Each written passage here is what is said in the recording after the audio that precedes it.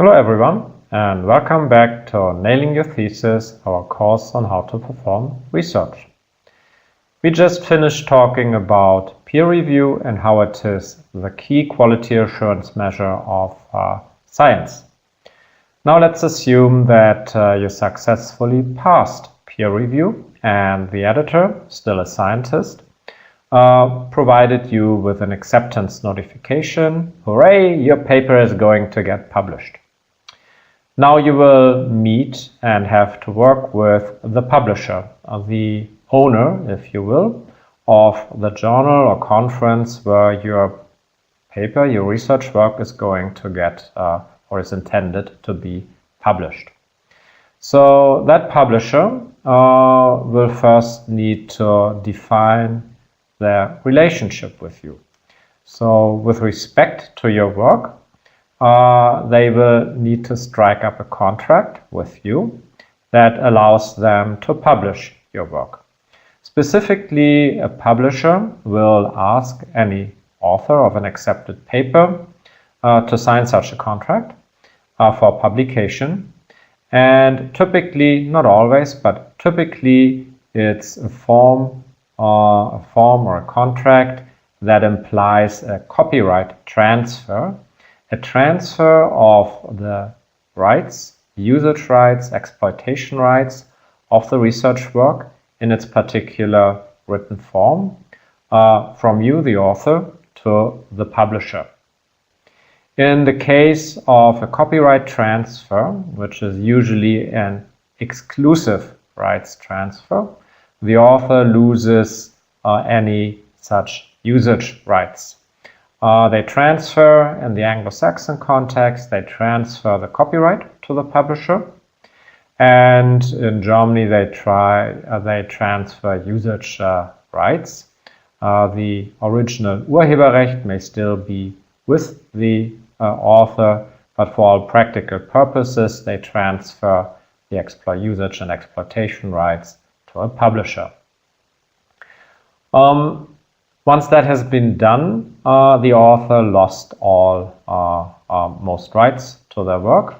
And for example, self-publication, putting your work on the web may or may not be legal any longer. It depends on the rules of the contract.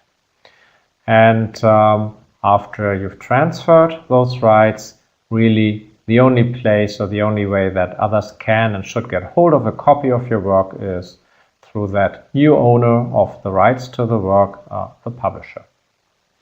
Next to the copyright transfer, there's a more lightweight, or if you will, nicer agreement, the licensing agreement or relicensing agreement, in which you, the author, grant a publisher a non-exclusive usage right to the work and exploitation right to the work. And because it's weaker, a publisher doesn't necessarily like it as much as a copyright transfer, and hence they will typically ask you for a copyright transfer. Still, it's possible to only provide a publisher with a relicensing right, and sometimes you're being helped with this by your government. For example, Canadian government does not accept that its employees transfer away copyright. And hence, for this situation, publishers have special contracts that are effectively only a licensing agreement for use of the work in the publisher's digital libraries. The ACM is the Association for Computing Machinery. For these purposes, has a so-called permission release form in addition to its usual copyright transfer form. Now then, what is the value of a publisher to the author? Why should an author give up their rights? Well, to get the paper published, but of course they could do this themselves on the web. Well, of course, it's the reputation associated with a journal or conference that spills over to the paper and the implied peer review that it passed. The publisher, so all of this reputation, etc., is really managed by the scientists who run a journal. And the value of a publisher is elsewhere. It's in the copy editing of the paper and the mechanics or operations of an archive and the provisioning of the paper to the world, ideally in perpetuity. So copy editing means that the publisher will spend resources on improving the writing and presentation of your paper, help you fix your grammar and language, etc.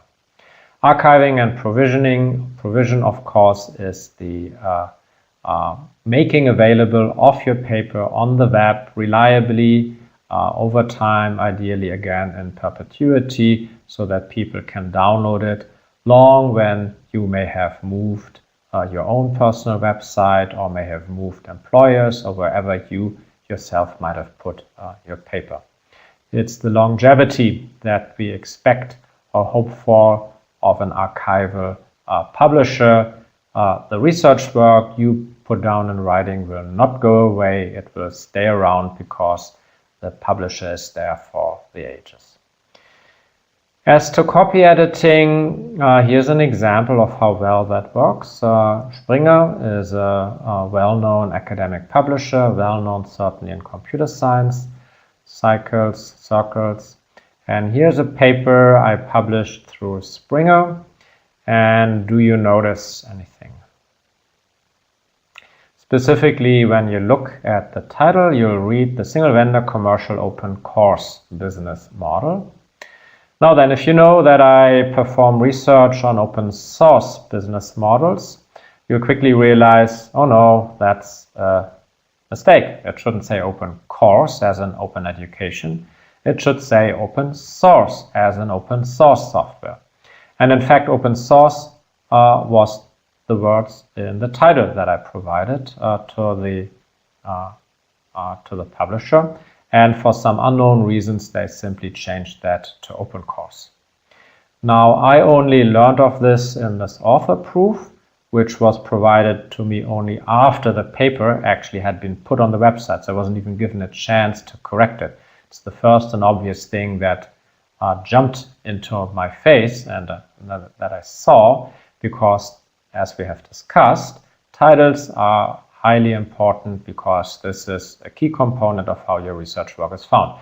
So it's a major disaster that Springer changed the title without checking back with me, a clear copy editing error, where copy editing is supposed to be a core competence of a publisher. So obviously I'm not happy. These guys don't know what they are doing. This is a very bad mistake to make. Sadly, they don't correct it in situ. They would only file an erratum. So when you go on the web and search for my article these days, you'll get to the Springer site and you will see on the website, this is now the archiving and provisioning of the article. You will see that it still has the wrong title, and only way down the page will it say there's an erratum to it, which is that the title is wrong. So this here is the second component. After copy editing, they put the article on the web and make it available to the world. In this case, they make it available to the world only after a particular person interested in this article, not the world, a particular person, either has access to the digital libraries by way of the institution that employs them typically, or pays the individual price of 41 something euros here. So if you want access to the research work that I performed and the article that I wrote about it, you have to pay Springer 41 euros and 59 cents. Of this money, I, as the author who did all the work, do not see anything. All the money goes to Springer by way of the copyright transfer agreement that I signed. And so that pays for the superb copy editing and the archiving and provisioning of my article. That's what publishers do. Going back to the value of a publication to the practicing scientist, it's The first value accrues when you get it accepted for publication. And the value is correlated to the reputation of the journal, the publication venue where you publish. That's the short-term value. The publication reputation spills over to your paper, and readers of your resume or your publication list will assign value to your publications based on the reputation of the journal. Over time, this short-term value is superseded by a long-term measure, the number of citations, quality citations to your paper, because this is a better measure of the impact your work is having. People actually take notice and they cite it, hopefully for the right reasons. So this is what an author cares about. First, getting it accepted in a good journal, and then getting as many citations as possible. Now, if in order to read the work, someone has to pay 42 euros, not many people will do that. If the employer does not provide access to the paper either, the paper will not be read and it will not be cited. As a consequence, scientists, researchers try to find ways of getting the paper out with or without the publisher so that it can be read by their peers. It's called self-archiving if you take matters into your own hands, and it's the practice of providing your paper on a personal or say institutional, like our universities, website. The purpose being what I just explained, to make your paper available for free so that there are no hurdles to get to it, to make it as broadly available as possible. As you simply put it on the web for reading, you're actually not giving the reader any rights except for the convenience of free access. There are no other defined rights that you are giving to any particular reader. This is also called green open access, and as such it's actually permitted by publishers, and it depends on the journal or your contract in what form it's permitted. Often an early version before copy editing may be allowed to be put on the web, but also sometimes publishers allow, which is called the preprint, but also sometimes publishers allow you to provide on your own server for non-commercial purposes the postprint, the edited version, the authoritative version of the publisher. That's sometimes possible as well. And because you just put it there and it can be found by search engines, it's easily accessible to the world. I say easily accessible, that is actually the doing of search engines, like in particular academic search engines like Google Scholar. And here the impact of Google Scholar is that as you search for one researcher's work and you may find the reference to a particular piece of work, if that author provided a PDF for that work and Google Scholar picked up on it, independently of whether a publisher is providing that paper as well, if it can be found on the web through self-archiving, Google Scholar is most likely to put that PDF next to that reference, making it easy for those searching for research work to download that particular paper and read it. This is quite an important development in many respects. First of all, Google Scholar, by way of search engine quality, is just so much easier to use than many of the more established digital libraries, so many people use it for the increased ease of finding work.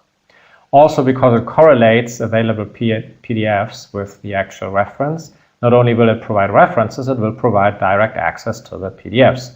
So it's of high interest to a scientist to make sure the PDF is available and that this PDF is linked to the Google Scholar entry.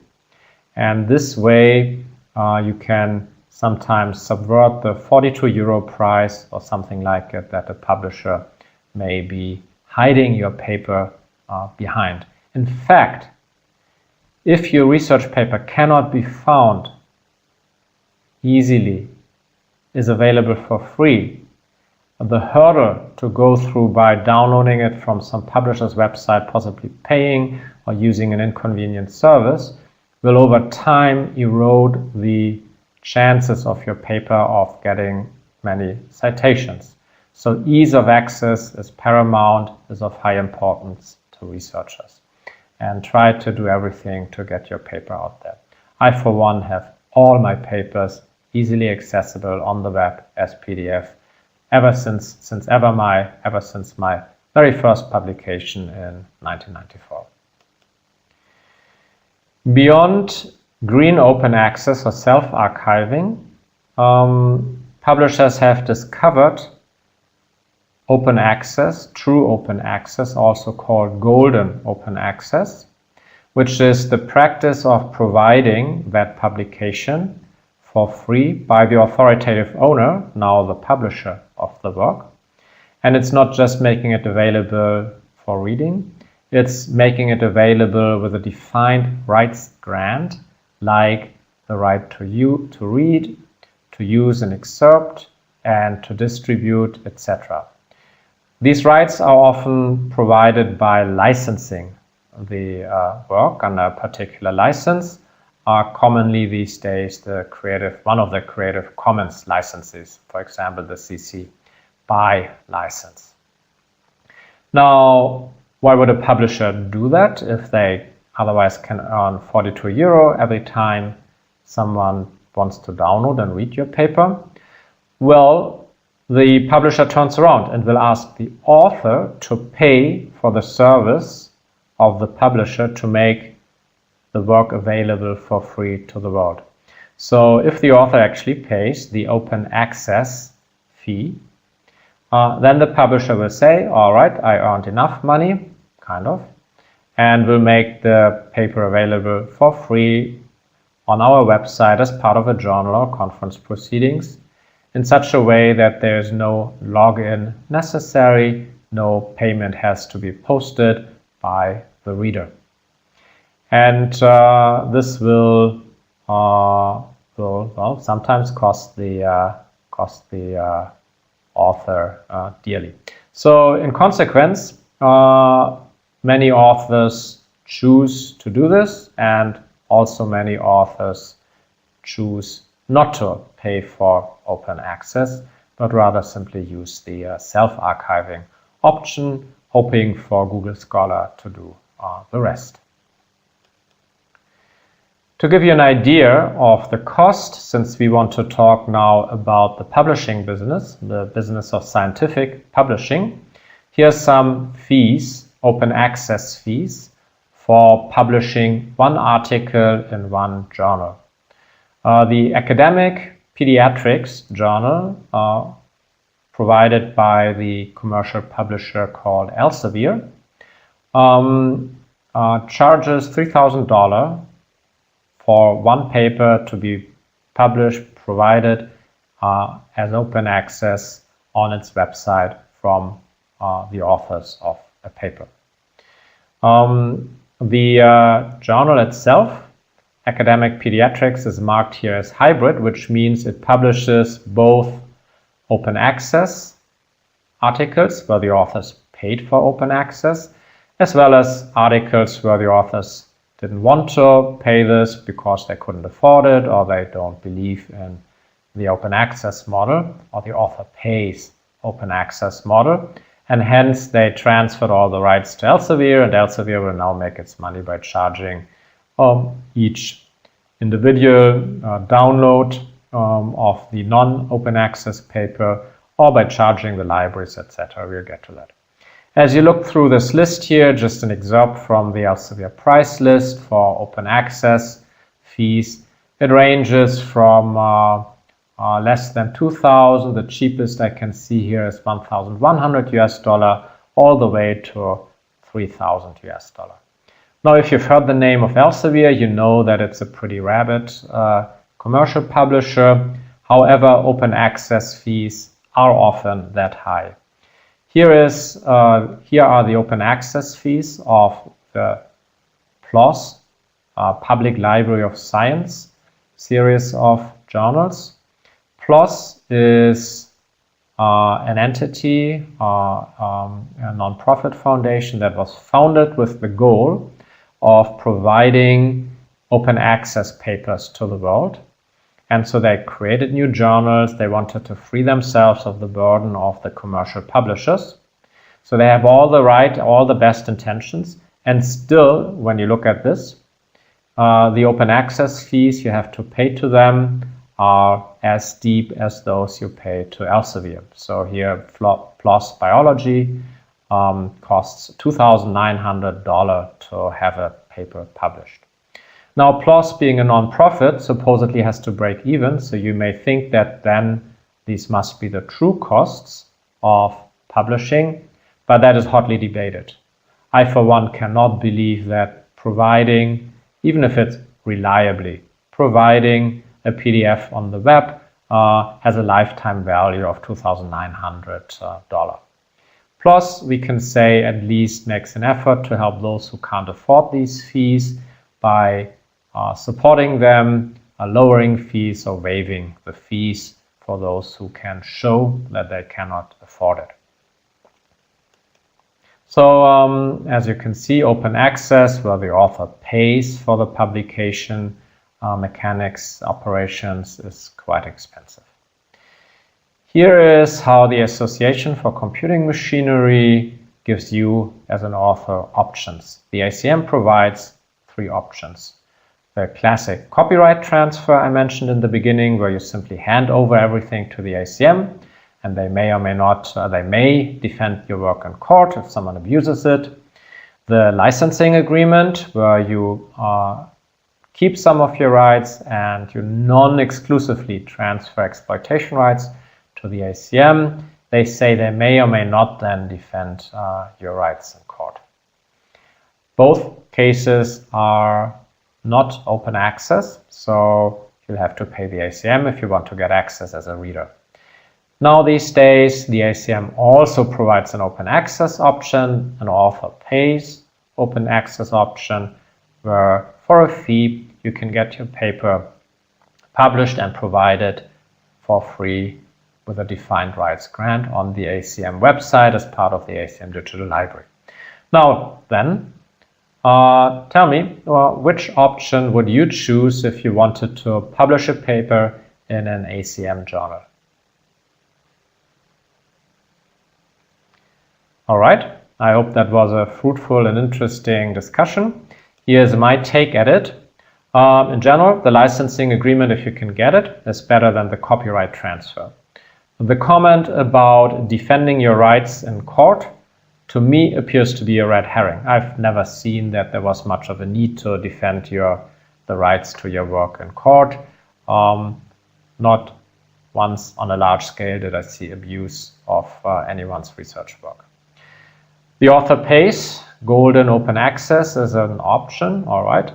But then you need to look at the pricing. And so you can see that if you're not an ACM member, it's $1,700 US dollar for open access and $1,300 if you actually are a member.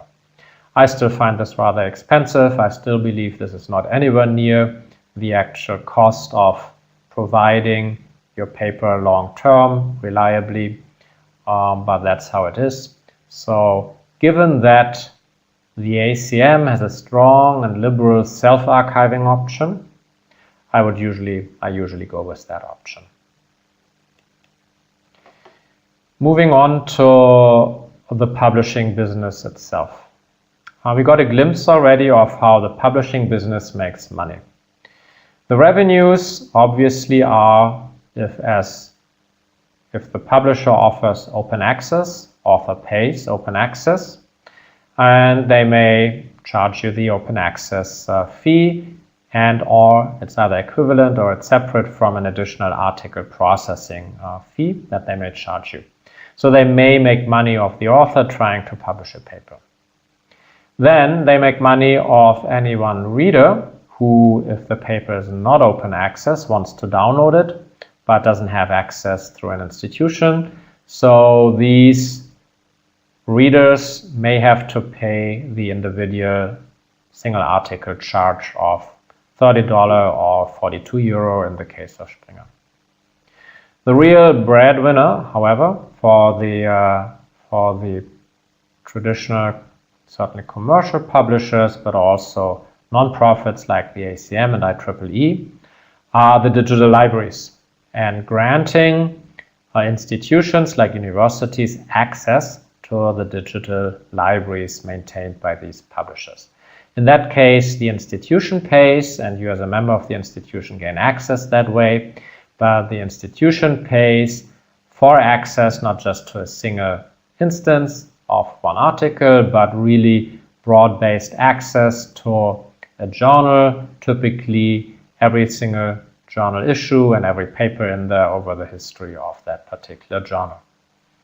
And that's where the money is for the publishers. So let's take this in steps.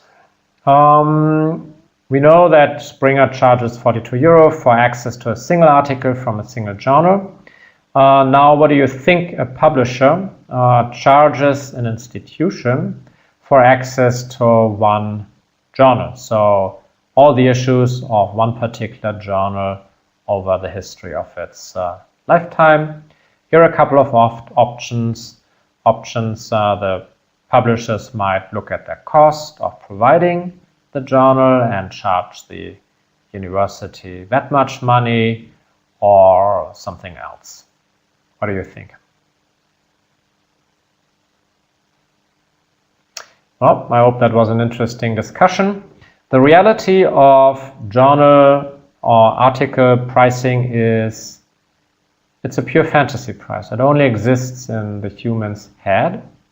And the way it exists there is commensurate or somehow strongly correlates with the academic reputation of the journal.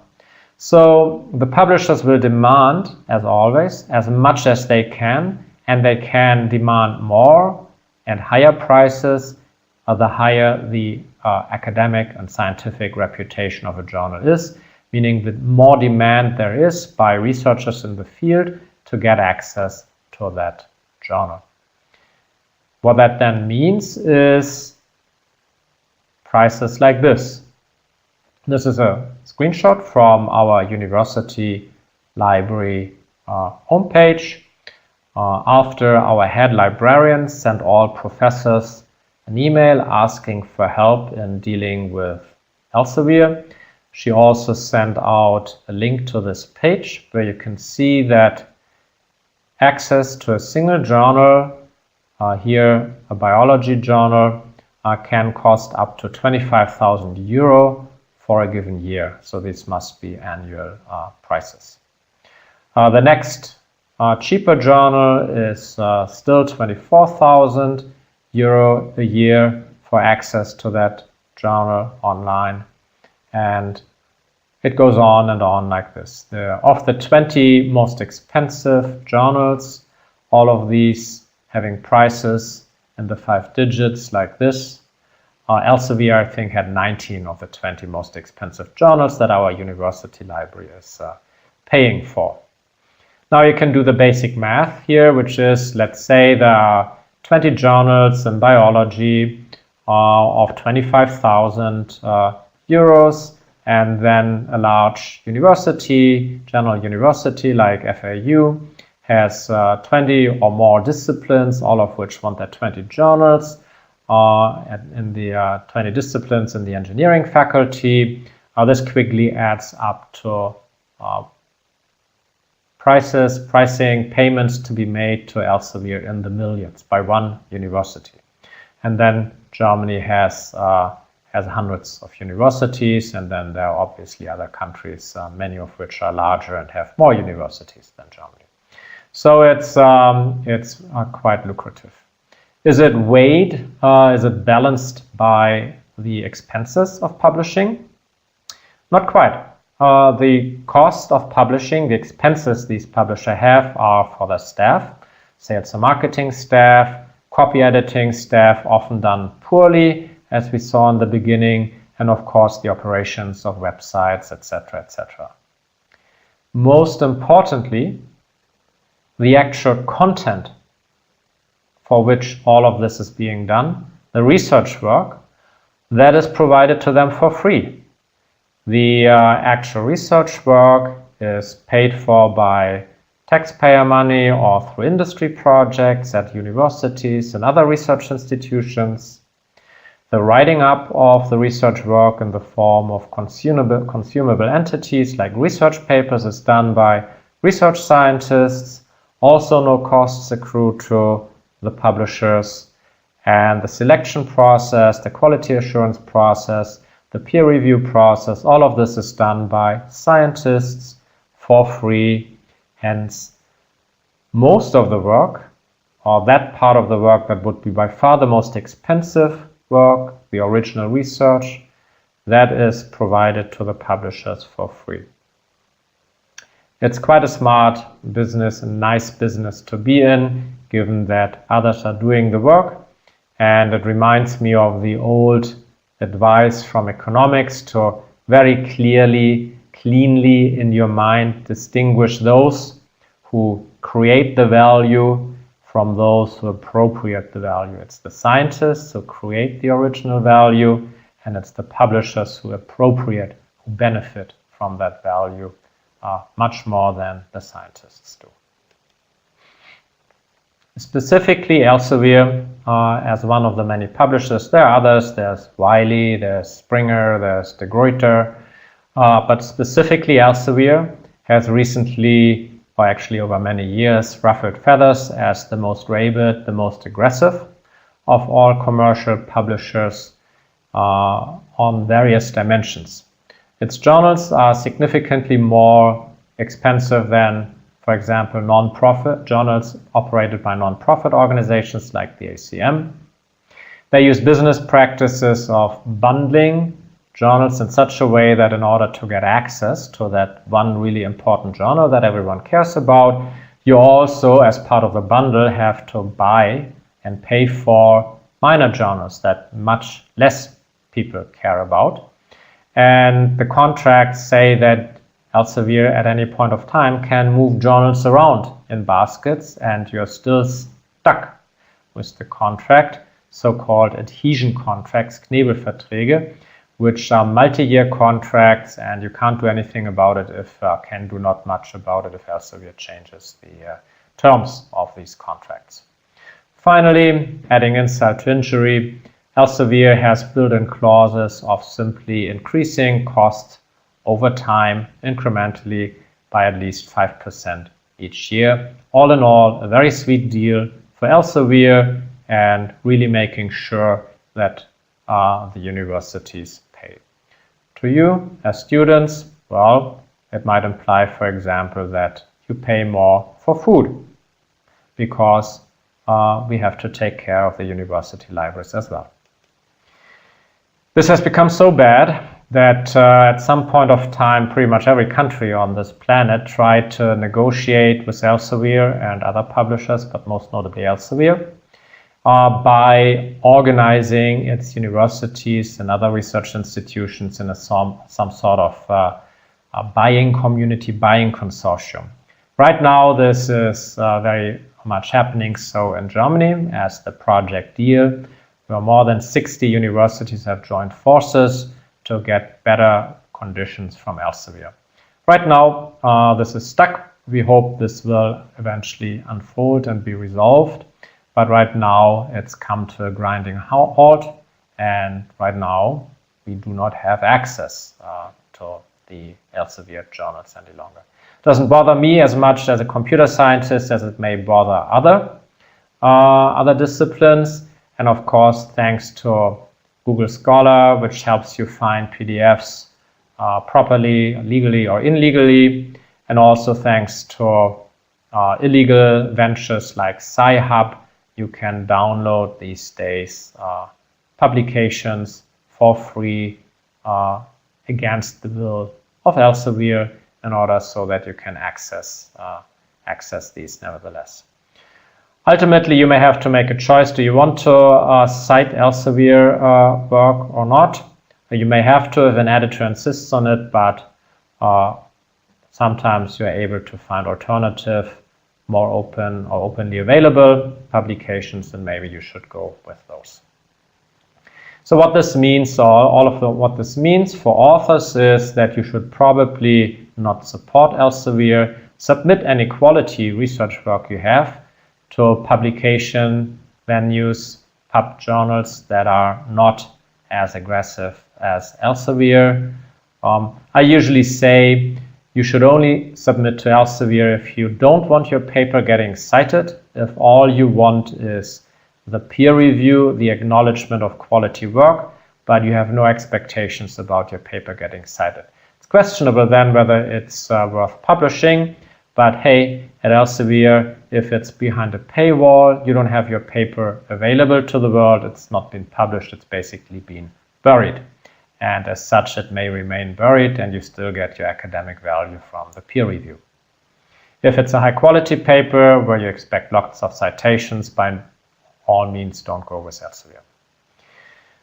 For editors who, as part of the peer review process, provide services, most of the time also for free, my recommendation is to ask for compensation to your work, not for yourself, but for your institution.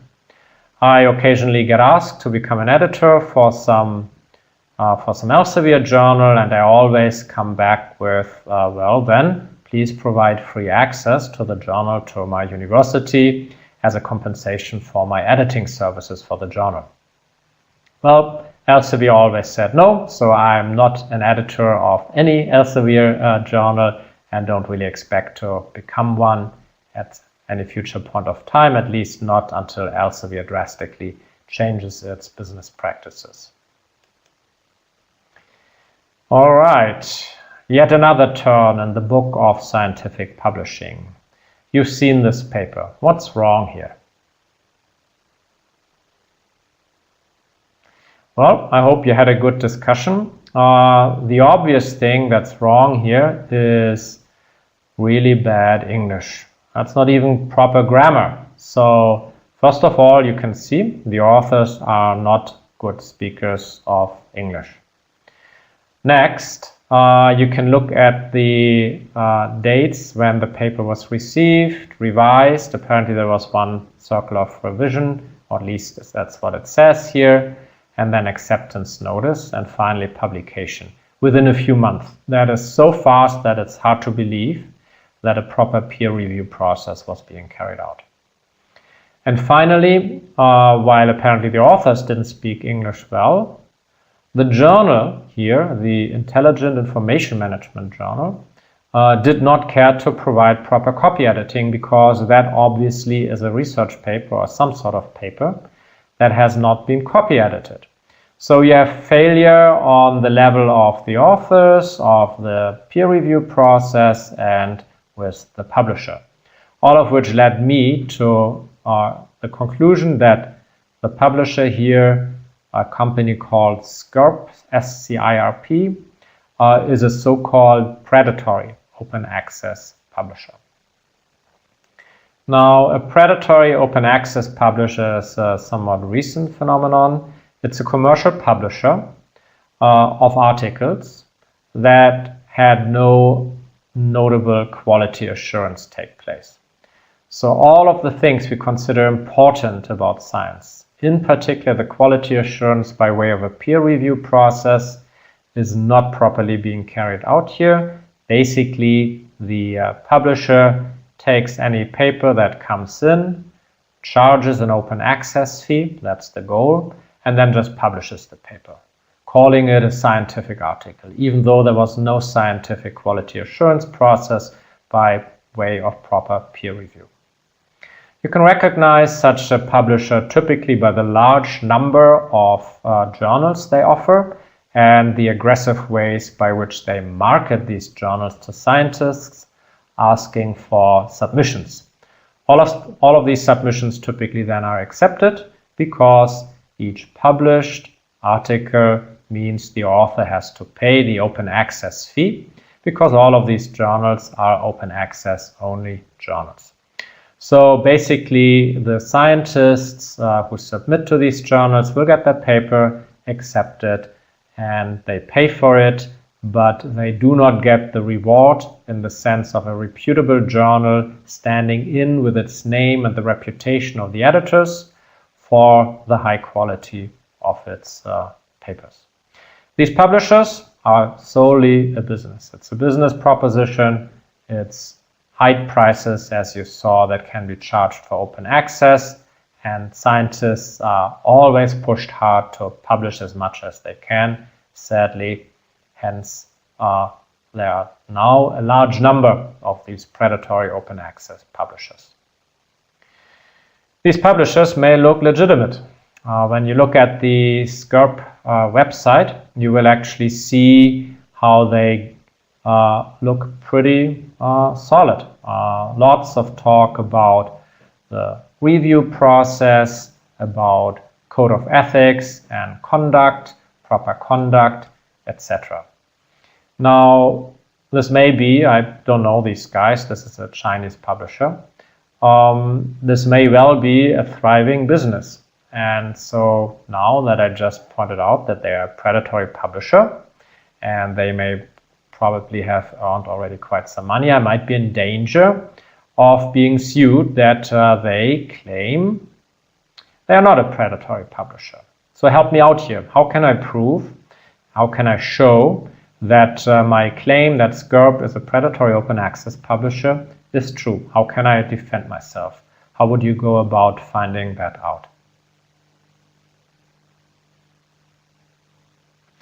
In order to answer this question, there are of course many different ways. The core is somehow to determine whether they have a proper peer review process which implies proper quality assurance of the research work. So you could go and take a look at the quality of the papers they published, and as we already saw, the Wong and Wong paper was not of high quality, at least the English was not of high quality. I found a much simpler way of looking at the quality of SCIRP, and I used Google to determine how many retracted papers there are on their website. Now, at first glance, so apparently SCIRP retracts papers. That is actually a good thing. There is some sort of editorial process where you can complain that the paper is not proper, and then after appropriate review, it may get retracted. The only surprising thing here is the number of hits. This publisher alone, which is not older than 10 years, I believe, has accumulated, at least according to Google here, almost 4,000 retracted papers. Now, you can tell me a lot as to quality assurance and peer review, but if there's a publisher with 4,000 retracted papers, I'm quite sure that other scientists will agree that there is no noticeable quality assurance process going on here whatsoever. So I stand by my statement that this is a commercial publisher, a so-called predatory open access publisher who is in it for the money and does not take its quality assurance process for the research work serious. Finally, here is the original Scigen article. Take a look at this fun article from computer science about Router, a methodology for the typical unification of access points and redundancy. The authors here, Scribbling et al., were PhD students of computer science at MIT, and they submitted it to a conference run by a predatory open access publisher. The paper got accepted, and then the authors revealed that the content of this paper was fully automatically generated by a tool they had written called Scigen. There's no original research here whatsoever. It's just basic algorithm stringing words together. And in fact, as you read the paper, it's nonsensical, meaning for that conference to have accepted this paper, it implies nobody ever took a look at it. Nobody read it. There was just no peer review whatsoever. You can go to the Scigen website even today and generate fun articles. They'll be nonsensical, they'll be humorous. You can put your name on it and try your hands at any of these predatory open access publishers for a journal or for a conference and see whether it gets accepted. So what should you do about predatory publishers? They are a problem, so don't engage with them. Do not submit your research work to them, obviously, because you will not get your academic compensation currency out of a publication in that journal. And also, you'll just be wasting good research work and funds. And also, do not cite their work. There is apparently no merit, no value in these because there was no quality assurance. So you shouldn't even cite this work because doing so would give them more power, would help them, even if little, climb in the rankings, and that should not happen. As you do your literature review, your literature search, you need to make sure that you don't run into any of these publishers, or you need to recognize them so that you don't cite them. And for this, you need to watch out for the telltale signs of a non-existent quality assurance peer review process. It will not always be as easy as really bad English or nonsensical content because researchers still want to get published and sometimes unload their papers there, and it may even sound like reasonable research, and may even be reasonable research, except that it was published without proper peer review. The complete lack of quality control makes the papers from these predatory publishers worthless, and so you really need to be careful and catch any of those papers and don't cite them. Well, that's it for me, from me for now. In this session, we talked about the author-publisher relationship, the transfer of copyright, and the notion of open access, by which you can ensure free access to your research work, including a rights grant to use and cite and excerpt and distribute further your work. But if it's golden open access, you have to pay.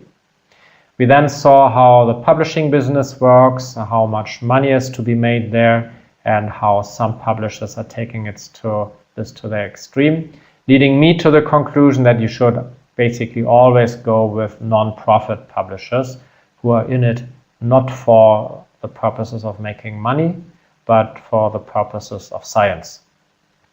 And finally, we looked at the worst part of the scientific publishing business, which are publishers that are not scientific at all, but rather predatory publishers who simply exist to grab your open access money, but will not provide you with the commensurate service in the form of peer-reviewed articles in quality journals. So again, don't waste your time on those. That's it again. Thank you very much and see you next time. Bye bye. Until then.